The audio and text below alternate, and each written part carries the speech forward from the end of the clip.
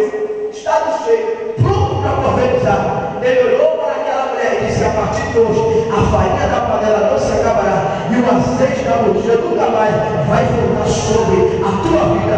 Assim diz o Senhor. Quando a Elias termina de profetizar, ela se corre. Ela, opa, é um negócio estranho. Você entende? Peraí. O negócio foi desse mesmo. Que era isso? Era uma mulher falida, uma mulher que não tinha condições de nada, uma mulher que estava na prova, na luta. A única coisa que ela tinha um pouquinho de azeite, mas queria correr com esse mesmo filho. Mas quando o profeta chega e profetiza, Deus virou o cativeiro às costas daquela mulher.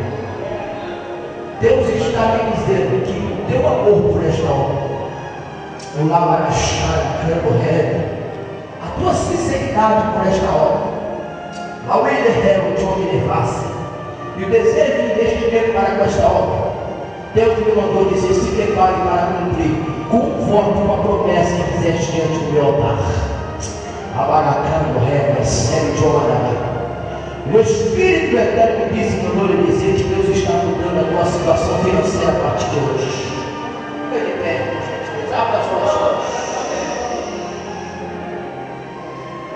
A onda do que é sério de Omará.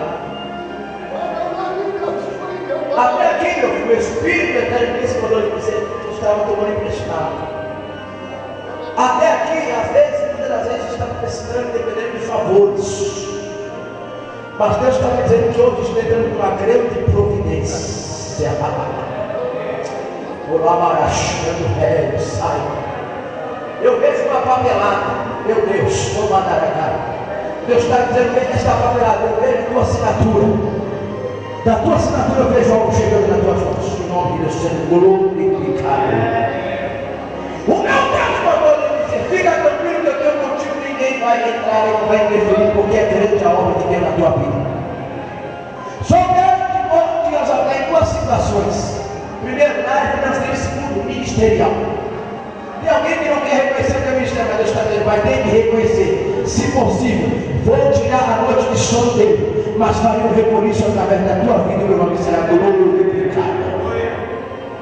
Meu Deus me disse para permanecer, a ficar estável nesse texto, porque a obra que Deus tem contigo é grande, é glorioso. E Deus me dizia que é um desejo no coração meu. Antes da chegada desse pastor, Deus me dizia que o projeto e a vontade vai ter essa igreja completamente acabada. É que essa igreja é concluída. E Deus está dizendo: eu vou dar condições financeiras e vou te honrar para que te vista nesta obra. Eu não sei porquê, pastor Cláudio, mas já estou vendo um forro de PVC de ponta a ponta desta igreja. E vai estar cheio, tranquilo. Meu Deus,